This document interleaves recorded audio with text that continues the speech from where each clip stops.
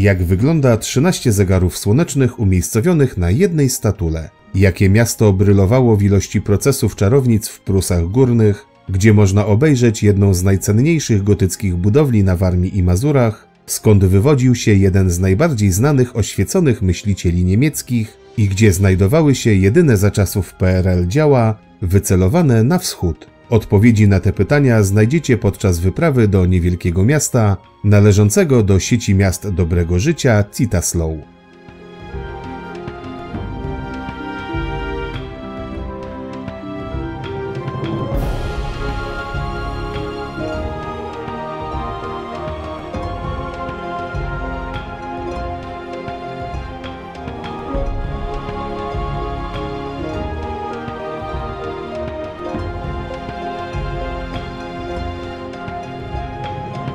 Zabieramy Was dziś do miasta na Mazurach położonego w okolicach jeziora Narie, nie mylić z Narnią, choć czasami jest tu równie bajecznie. Położony w województwie warmińsko-mazurskim Morąg może pochwalić się wielowiekową i ciekawą historią, zakłócaną przez liczne wojny, klęski żywiołowe, pożary i epidemie. Pomimo tego są tu świetnie zachowane bądź odrestaurowane zabytki gotyckie i barokowe. Sprawdźcie, jakie atrakcje warto zobaczyć w Morągu.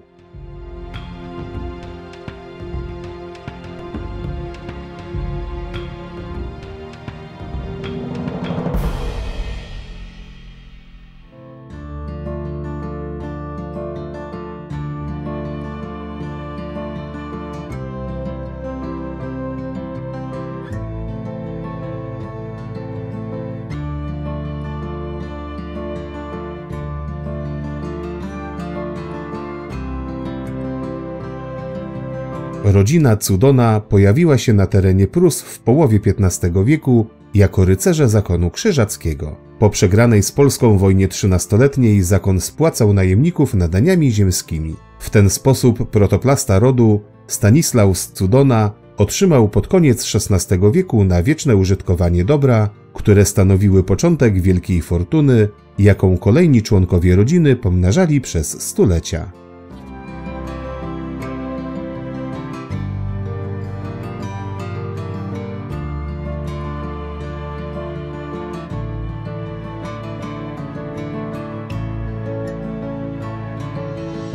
Donowie osiedli początkowo w dawnym zamku krzyżackim, wzniesionym w połowie XIV wieku jako siedziba wójta. Składający się początkowo z domu głównego i murów obwodowych, został rozbudowany o dwa boczne skrzydła i zamknięty murem kurtynowym. Założenia strzegła fosa połączona z jeziorem. Podczas swej krótkiej historii zamek był kilkukrotnie zdobywany przez wojska polskie, za każdym razem wracał jednak pod panowanie krzyżackie. W 1525 roku po sekularyzacji zakonu zamek w Morągu trafił w ręce Piotra Cudona, który objął stanowisko starosty. Po rozpoczęciu przez Achacego Dona budowy pałacu zamek przestał pełnić dawną rolę i popadł w ruinę, do czego przyczynił się sam Achacy, wykorzystując pozyskany z rozbiórki materiał do budowy pałacu. Do naszych czasów zachowało się jedynie północno-zachodnie skrzydło, fragment gotyckiej bramy i przejazd bramny.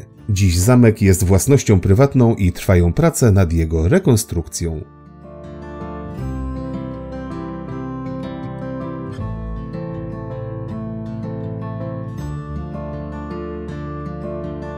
Jedną z baszt zamku w Morągu nazywano wieżą czarownic, od funkcji, jaką pełniła w średniowieczu. A że procesy o czary nie były tu rzadkością, świadczą statystyki.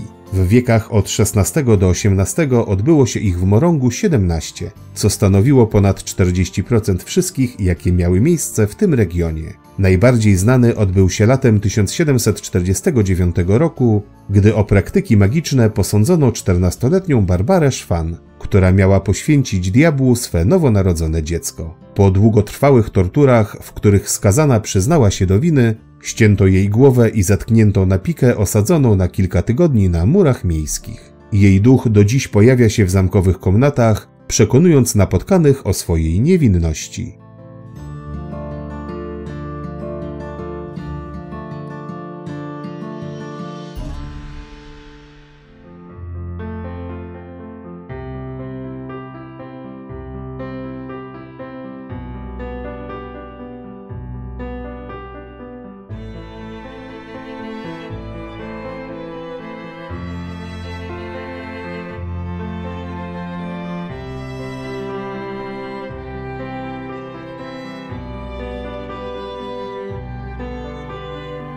Pałac w Morągu wybudowano w latach 1562–1595 dla ważnego już wtedy w Prusach rodu Cudona. Jednak już pod koniec XVII stulecia pałac płonie w wielkim pożarze miasta. Odbudowa przeprowadzona w latach 1717–1719 w stylu barokowym zatarła obronny charakter budowli. Pomimo swego reprezentacyjnego charakteru nie była główną siedzibą rodową. Odbywały się tu zjazdy i spotkania rodzinne, znajdowała się wspólna kasa, biblioteka i archiwum. Pałac pozostawał w rękach rodu Cudona do lat 20. XX wieku, kiedy to sprzedano go starostwu powiatowemu. Funkcje urzędnicze sprawował do 1945 roku, kiedy to został spalony po wyzwoleniu Morąga przez Armię Czerwoną. Dalsza dewastacja obiektu nastąpiła w kolejnych latach powojennych. Do końca lat 60. XX wieku zachowały się już tylko fragmenty murów obwodowych. Odbudowę pałacu zainicjował dopiero w latach 70. wojewódzki konserwator zabytków w Olsztynie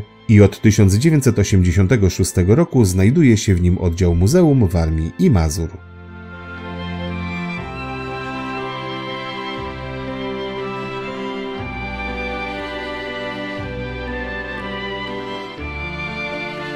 Jeśli podoba Ci się nasz film, proszę zostaw łapkę w górę oraz rozważ subskrypcję kanału i włączenie powiadomień.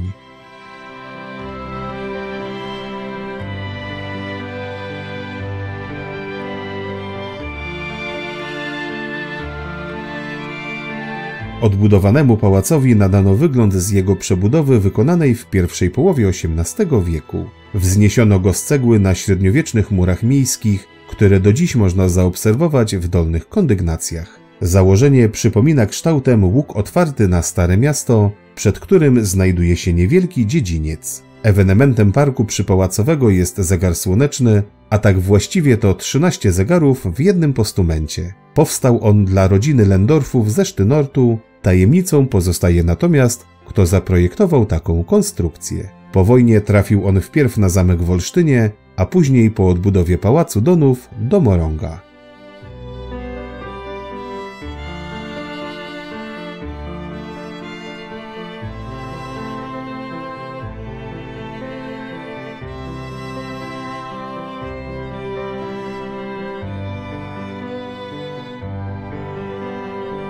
Wewnątrz możemy obejrzeć wystawy holenderskiego i niemieckiego malarstwa pejzażowego z wieków od XVII do XIX, wykonanych przez artystów studiujących lub pracujących we Włoszech, zwanych potocznie italianistami. Dział artystyczny wzbogacają także panoramy miast, zamków i pałaców, wykonanych przez holenderskich grafików w XVII wieku oraz portrety dworskie z XVIII i XIX stulecia. Ważną częścią muzeum jest także wystawa poświęcona najwybitniejszemu mieszkańcowi Morąga, Johannowi Gottfriedowi Herderowi.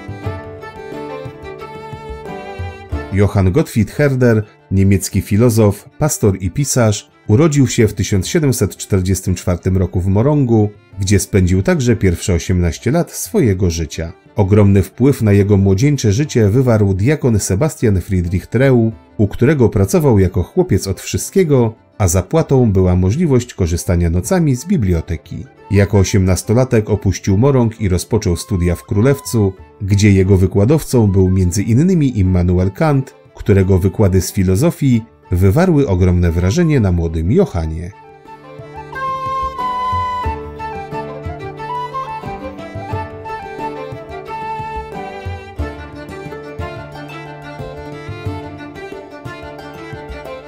Po zakończeniu edukacji przeprowadził się do Rygi, gdzie podjął pracę jako duszpasterz i nauczyciel. Tam też wydał pierwsze prace pisarskie. Następnie wyjechał do Francji, gdzie w Strasburgu poznał młodego Goethego, na którym rozprawa o pochodzeniu języka autorstwa Herdera wywarła ogromne wrażenie. Po licznych europejskich wojażach osiadł na stałe w Weimarze, gdzie zajmował wysokie urzędy kościelne. Tam powstały jego największe dzieła. Herder interesował się językiem, jego powstaniem i rozwojem, a także wprowadził do filozofii pojęcie ludowości.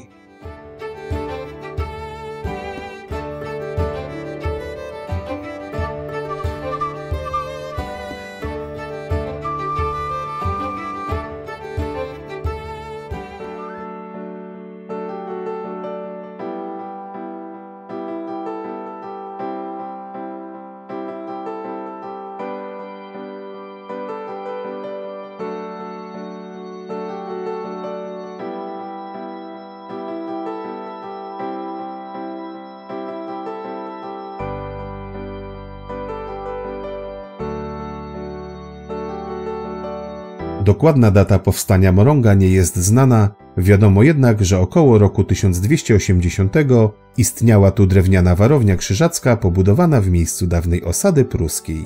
Rozwijająca się przy strażnicy osada uzyskała prawa miejskie na początku XIV wieku. Zbudowane na planie czworokąta miasto na przełomie XIV i XV stulecia otoczono murami z 3 bramami. W centralnym punkcie miasta wyznaczono rynek, na którym postawiono gotycki ratusz.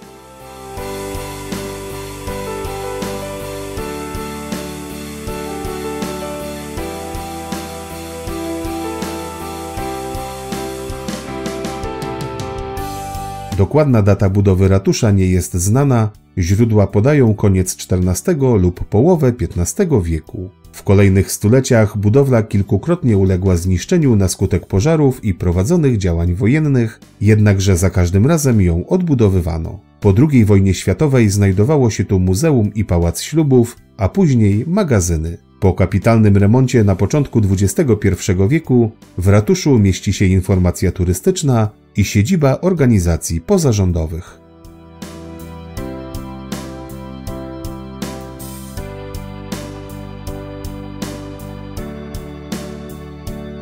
Już teraz możesz zabrać ze sobą nasze audioprzewodniki i słuchać ich podczas zwiedzania.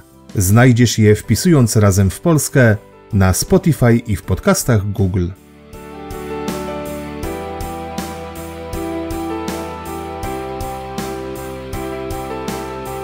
Jest to budowla ceglana wzniesiona na planie prostokąta z drewnianą wieżą. Ratusz strzeżony jest przez armaty odlane w 1864 roku w belgijskim Liège. Trafiły one do Moronga po zwycięstwie armii pruskiej nad Napoleonem, po której generałowie postanowili postawić je jako pomniki.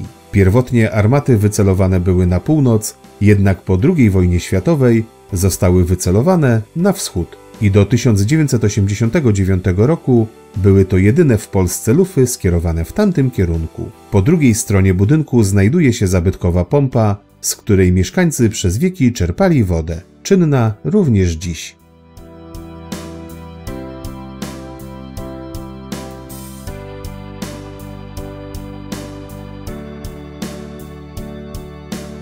Po sekularyzacji zakonu Morąg znalazł się w granicach Prus książęcych, a później państwa pruskiego. W XVII wieku znaczne straty przyniósł miastu przemarsz wojsk szwedzkich. Żołnierze rabowali wszystko, nie oszczędzając nawet cmentarza, gdzie rozbijali trumny, zabierając kosztowności i odzież ze zwłok. Kolejne lata nie były łaskawsze, wpierw okupacja rosyjska, a później francuska. Miasta nie oszczędzały także pożary i epidemia dżumy. Lekki oddech przyniósł dopiero przełom XIX i XX wieku.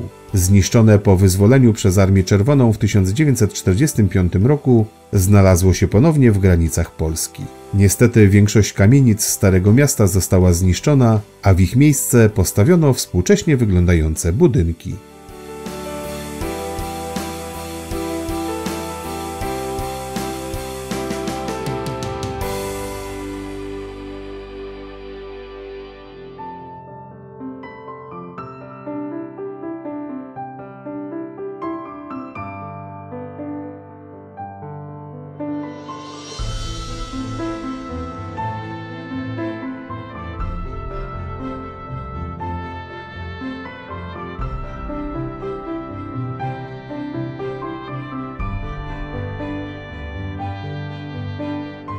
Kościół Świętego Piotra i Pawła jest jedyną gotycką budowlą w Morongu, która zachowała swój pierwotny wygląd pomimo wielu klęsk nawiedzających miasto. Budowę kościoła rozpoczęto w początku XIV wieku od niewielkiej budowli stanowiącej obecnie nawę główną.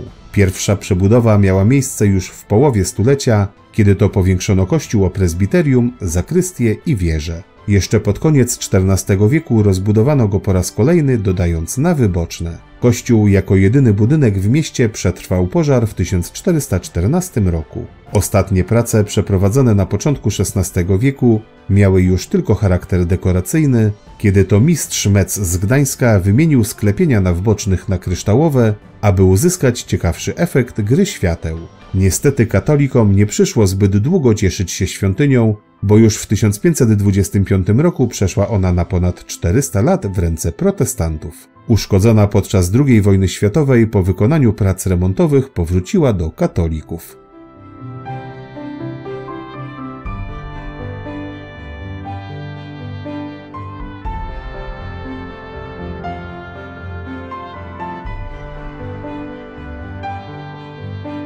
Kościół Farny ze względu na oryginalną bryłę i dobry stan zachowania należy do najcenniejszych gotyckich budowli na Warmii i Mazurach. Wewnątrz warto zwrócić uwagę na zespół średniowiecznych malowideł figuralnych pochodzących z XV wieku, przedstawiających sceny adoracji baranka, ukrzyżowania i apostołów. Zostały one odsłonięte podczas prac w 1948 roku. W prezbiterium znajduje się również kilka płyt nagrobnych członków rodziny Donów, zmarłych w XVI wieku. Barokowy ołtarz główny wykonany został przez mistrza Galerta z Norymbergi w 1690 roku, a w jego centralnej części znajduje się scena ukrzyżowania. Z barokowego wyposażenia pozostały jeszcze ambona oraz wykonany w 1705 roku prospekt organowy.